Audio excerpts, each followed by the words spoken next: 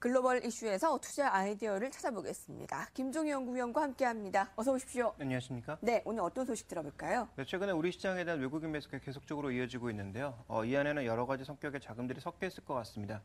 그중에서 이제 시장에서 우리가 주목해봐야 될 것은 캐리 트레이드를 한번 주목해봐야 될 것 같은데요. 최근에 달러보다는 엔 쪽에서 캐리 요인들이 나타나고 있다는 보고서가 나오고 있는 만큼 그와 관련된 보고서, LG경제연구소의 보고서를 보면서 우리 시장의 영향을 점검을 해보도록 하겠습니다. 네, 지금 외국인들이 한국 시장에 대한 선호도가 높아진 걸까? 아니면 어떤 자금이 들어오는 걸까? 아마 뒤섞인 것으로 예상이 되고 있는 가운데 지금 엔캐리 트레이드 가능성과 그 영향에 대해 오늘은 집중적으로 알아보겠습니다. 엔캐리의 그 조건들이 있을 텐데요. 어떤 것들을 살펴볼 수가 있을까요? 네, 기본적으로 이제 엔화는 약세로 가고 엔화의 금리는 안정적인 데 비해서 다른 국가들의 금리가 상대적으로 높은 수준, 또 환율은 안정적으로 유지가 되어야 엔캐리가 유지가 될 수가 있습니다. 또 엔캐리의 조건이 형성될 수가 있고요. 그래서 엔캐리의 기본 조건은 엔화의 약세가 지속적으로 이어지고 있는 가운데 다른 통화는 안정적이고 금리의 수준은 여타 국가가 더 높아야 되겠죠. 그런데 최근에 이제 2013년 들어서 금리의 변화율을 보시면 일본을 제외한 나머지 국가들의 이 금리 변화율이 굉장히 크게 나타나고 있는 상황입니다.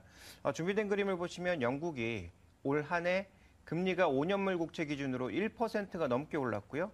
미국도 1% 가까이, 한국도 1% 가까이 올랐고 호주나 독일 같은 국가도 모두 0.5% 이상의 반등을 보여준 것과는 달리 일본은 0.3% 정도만 반등하고 있는 모습이어서 일본의 금리 변화보다는 다른 국가들의 금리 변화가 전반적으로 아주 크게 나타나고 있다고 봐야 될 것 같습니다. 그래서 최근 엔화 약세가 이어지고 있는 가운데 다른 국가들의 금리가 빠르게 올라가고 있다는 점을 주목해 본다면 엔캐리의 조건은 지금 어느 정도 형성되고 있다고 봐야 될 것 같고요.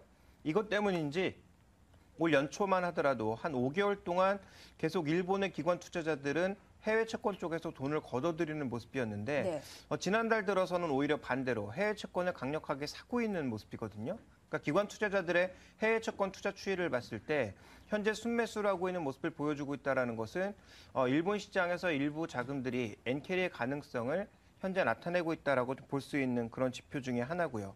또 하나 우리가 좀 살펴봐야 될 것은 우리가 와타나베 부인이라고 부르는 일본의 개인 투자자들, 특히 환투기를 하는 와타나베 부인들의 움직임들이 최근 들어서는 굉장히 가파라지고 있다는 것. 그러니까 상대적으로 엔화 자산에 대한 매력도보다는 엔화의 싼 금리로 돈을 빌려서 다른 쪽에 투자하는 그런 자금들이 최근 들어서 굉장히 늘고 있다. 그래서 FX 마진 거래가 개인 투자자를 중심으로 굉장히 확대되고 있다는 것을 봤을 때 엔캐리의 가능성은 여러 가지 조건상 굉장히 높아지고 있다고 봐야 될 것 같습니다.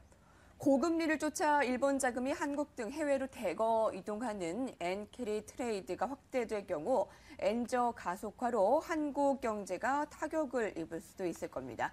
특히 엔화 자금이 국내로 들어오면 원화 가치가 상승하면서 한국의 수출 경쟁력은 더 약화될 수밖에 없을 텐데요. 자, 그러면 그러한 가능성은 어느 정도로 있을까요? 아까는 어느 정도 있다라고 말씀을 해주셨는데요. 근데 지금 현재 조건으로 보면 계속 이제 이런 가능성이 넓어지고 있다는 거죠. 이제 다만 중요한 것은 글로벌 경제가 얼마나 빠른 속도로 성장을 하느냐에 달려 있겠지만 조건 기준으로 봤을 때는 추가적으로 엔캐리가 나타날 가능성은 열려 있다고 봐야 될 것 같습니다. 준비된 그림을 보시면 엔달러 환율과 미국과 일본의 국채 금리 차이를 나타낸 것인데요. 이것이 확대되면 확대될수록 그리고 엔화가 약세를 보이면 약세를 보일수록 엔캐리의 가능성은 넓어지는 거죠. 근데 현재 지금 보시면 엔화는 굉장히 약세를 보여주고 있는 구간이고요. 현재 거의 비슷한 수준까지 떨어졌던 정책금리가 미국을 중심으로 올라갈 가능성이 제기가 되고 있는 상황이기 때문에 물론 이 정책금리 차이가 지금 당장 올라가는 것은 아니고 좀 더 시간이 필요하다고 보여지지만 채권 시장에서 반영하고 있는 것을 고려해 본다면 분명히 일본 자금들이 빠져나올 가능성은 향후에도 조금씩 높아지고 있다. 다만 미국 경제의 회복 속도라든지 유럽 경제의 회복 속도에 따라서 그 강도만 달라질 것이다라고 좀 봐야 될 것 같고요. 또 하나 지금 살펴보시면 이 세계기구의 전망을 봤을 때 이제 세계 경제의 상승을 브릭스나 프론티어 마켓이 이끄는 것이 아니라 2013년 이후에는 유로존, 미국, 일본 같은 이런 선진국들이 전반적인 성장을 이끌 것이기 때문에 상대적으로 일본보다 성장률이 높아지는 미국을 비롯한 여타 선진국 쪽으로의 자금 투입 가능성도 열려 있다고 봐야 되겠죠. 물론 일본 같은 경우에도 성장률이 높아지게 되면 일본 내수 쪽으로 투자하는 것도 있겠지만 상대적으로 일본보다 강한 모습을 보이는 국가 쪽으로의 투자 가능성을 배제할 수 없다라는 것이고요. 또 하나 지금 다 아시는 그런 부분인데 선진 시장의 변동성보다는 해외 시장, 특히 이머징 시장의 변동성이 더 커지고 있는 구간입니다. 네. 특히 2013년 들어서 꾸준하게 올라가고 있는 것이 EMBI 글로벌 위험 지수인데요. 채권 수익률을 기반으로 한 이 위험 수익률이 계속 높아지고 있는 국면이고 빅스는 현재 레벨은 조금씩 올려가고 있지만 여전히 안정적인 수준에서 움직이고 있어서 미국이나 선진국들의 변동성보다는 상대적으로 이머징 국가의 변동성이 커지고 있는 구간. 그렇다면 그동안 이머징 마켓 쪽에 주로 투자했던 일본의 자금들이 이런 자금들은 빠르게 환수를 하고 선진국이나 상대적으로 안정되어 있는 한국이나 대만 같은 국가 쪽에 투자를 늘릴 가능성도 배제할 수 없는 구간이 아닌가 이렇게 좀 정리해 볼 수 있을 것 같습니다. 네. 거기다 세계 경제가 다시 위기에 봉착하거나 또 돌발 변수가 발생할 경우 지금까지 국내 증시로 들어온 즉 외국인들의 자금이 또 썰물처럼 빠져나갈 가능성도 우리가 있을 텐데요. 자, 그래서 좀 긴장감을 놓칠 수가 없습니다. 국내에 대한 영향 정리를 해보도록 할게요. 네. 일단 외환 자금이 들어오는 것이 나쁘다라고 볼 수는 없고요. 또 일본의 금리가 워낙 낮은 상황이기 때문에 현재 이런 상황이 지속될 경우에는 해외 쪽의 자금 조달에 있어서 국내 금융기관이나 국내 기업들이 일본 자금을 쓸 가능성은 충분히 열려 있다라고 봐야 되겠죠. 그리고 최근에 보시면 환율 측면에서 원달러 환율보다는 원엔 환율이 변동성이 더 커지고 있습니다. 준비된 그림에서 나오는데요. 최근에 이제 동반해서 움직였던 원엔과 원달러 움직임들이 최근 들어서 원달러는 1110원에서 1120원권에서 안정된 모습을 나타내고 있는 가운데 원엔 같은 경우에는 전체적인 진폭이 더 커지고 있는 상황이거든요.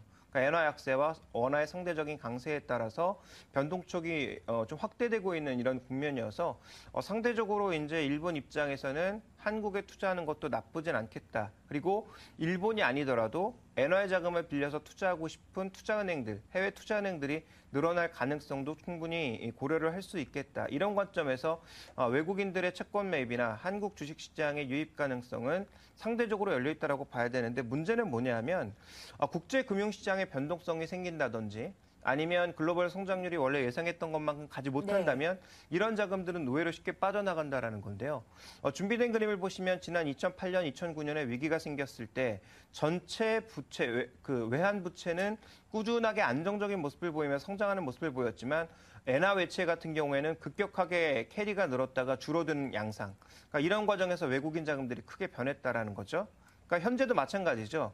금융시장의 변동성이 추가적으로 확대된다든지 아니면 예상을 밑도는 성장을 보일 경우에 또 엔화 쪽의 변동이 나타나면서 일본 금리가 갑자기 급등하는 모습을 보일 경우에는 이런 역V자형의 모습을 잠시 또 보일 가능성. 급격하게 늘었다가 또 급격하게 빠져나가는 모습들. 그리고 이제 유입과 유출입을 상황을 살펴보게 되면 유입은 항상 안정적이고 꾸준하게 들어오지만 유출이 될 때는 굉장히 빠르고 강한 속도로 빠져나가는 것이 외환자금의 속성이라는 점을 고려해 보면 우리가 좀 살펴봐야 될 것은 자금이 들어오는 것 자체는 나쁘지 않은데 적정한 규모로 들어오고 있는지를 살펴볼 필요가 있겠고요. 또 국제금융시장에서의 변동성이 증가하지 않는지를 꾸준하게 좀 살펴봐야 될 것 같습니다. 그래서 국내로 들어오는 외환자금들이 부채 형태로 들어왔다가 또 빠르게 빠져나가는 변동성을 보일 수 있기 때문에 들어오는 것은 나쁘지 않지만 적정 규모가 들어오는지 또 이와 관련돼서 해외 시장의 변동성이 생기는지 여부를 반드시 체크해 나가면서 살펴봐야 될 것 같고요. 그렇다면 맨 처음에 제기드렸던 외국인 자금의 움직임 이런 것들이 또 외환시장의 변동성이나 국제금융시장의 변동성에 따라서 언제든지 확대될 수 있다는 것도 하반기에는 조금 고려를 해야 될 것 같고요. 9월 이기설에 대해서 저는 그렇게 믿진 않고 있지만 어쨌든 9월에 여러 가지 장애 요인들이 있다는 점을 고려해 보면 외국인 투자 변화에 따라서 좀 능동적인 투자 전략이 여전히 필요하다고 보고 있습니다. 한국 시장에 들어오는 해외 자금이 본질을 어떤 것들이 나타나고 있는지 잘 살펴봐야 되겠습니다. 거기에 해외 변수 요인에 따라서 변동성이 워낙 커질 수 있기 때문에 외국인 자금들 잘 살펴봐야 되겠네요. 김종유 연구위원과 함께했습니다. 고맙습니다.